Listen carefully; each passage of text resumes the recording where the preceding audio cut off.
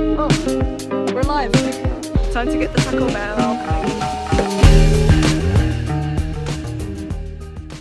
Hey, what's up you guys, it's me Sparxxyy and welcome back to another Life is Strange video. Today I'm going to be talking about the Life is Strange Remastered collection. I know that a lot of my videos, a lot being 2 of them, I've spoken about Life is Strange True Colors a lot, which kind of gave a few people the impression that I wasn't excited for Life is Strange Remastered, but trust me, I am just as excited for Life is Strange Remastered than I am Life is Strange True Colors. If not, probably a tiny bit more, but shh, don't tell anyone.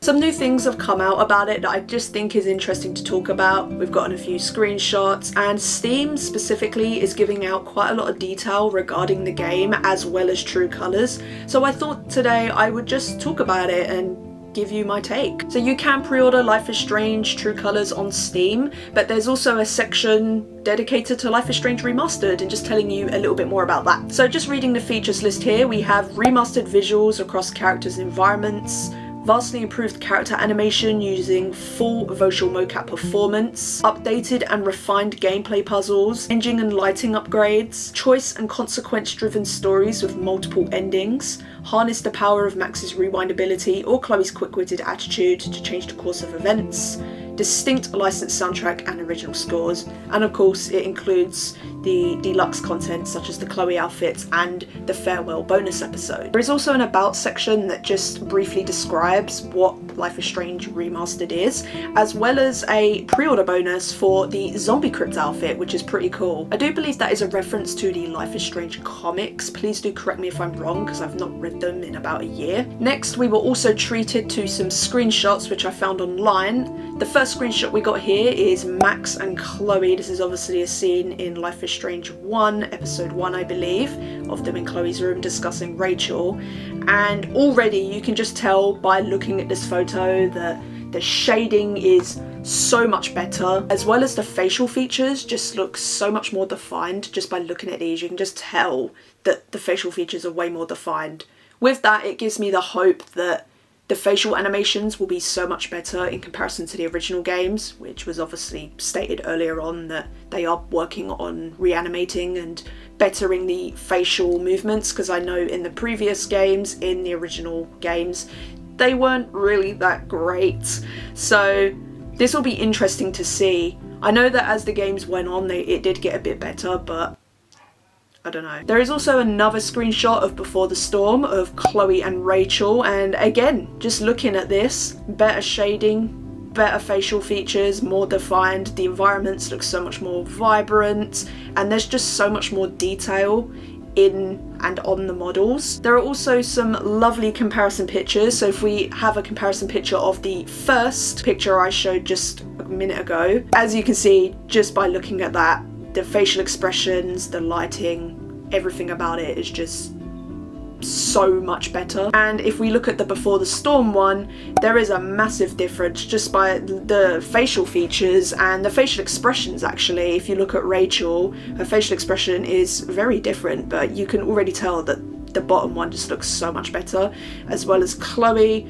Again, it's just the lighting, and there's even highlights there, and it just looks so good. I can't wait. Another thing that I am really excited for, not just the new character models and all of that, but the environments and the scenery. I know that Life is Strange 1 and Before the Storm had some pretty interesting and extremely beautiful looking scenery, so I can't wait to see that being completely rebuilt with all this new engine and all these new animations and just the better graphics. I absolutely know it's just not going to disappoint. I'm so excited to see this. Oh my god. The last thing I want to talk about is something else that I saw on Steam, and a lot of people have also picked up on this, is the mature content description. If you go onto Steam, there is a section that says the developers describe the content like this. This game may contain content not appropriate for all ages or may be inappropriate for viewing at work.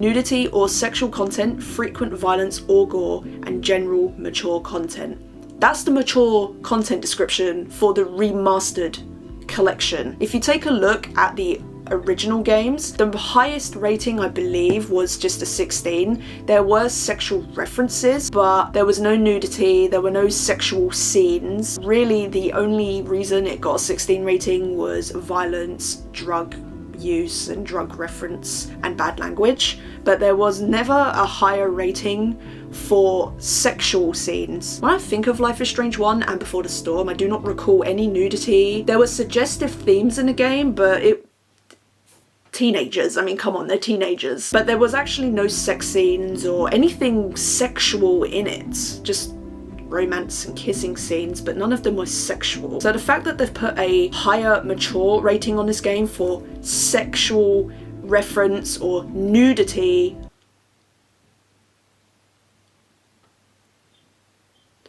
I don't know what to think about that.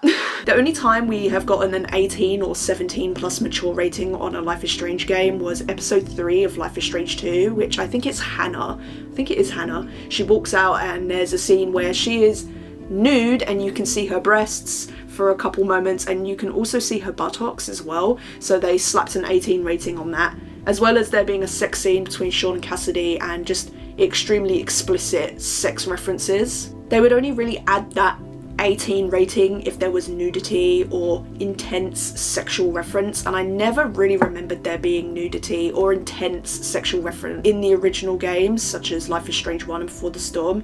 So what are they planning on doing? It's just kind of freaking me out a little. Like, why have they just suddenly said, oh, by the way, the remastered collection is not safe for work? So yeah, that's pretty much all I've got to say today.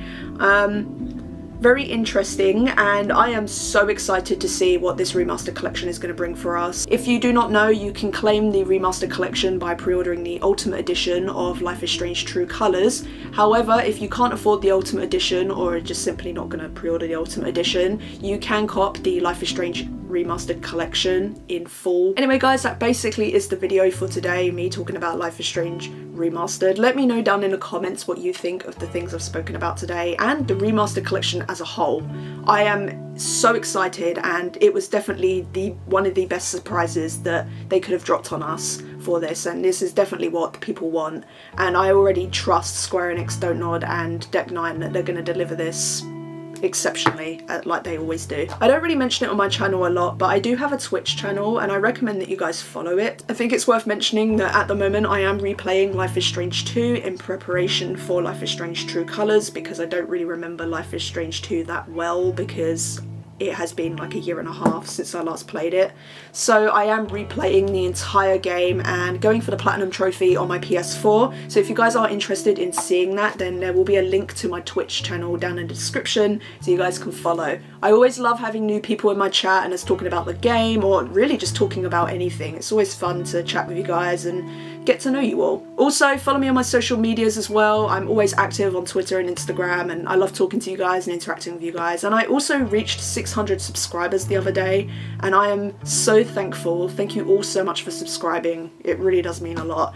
And 600 people, I know it's not a lot to other people, but to me that is quite a lot, and I just am so grateful that you guys appreciate and watch my videos. It's just, thank you. Anyway, thank you so much for watching, and I'll catch you guys in my next video. Goodbye and take care.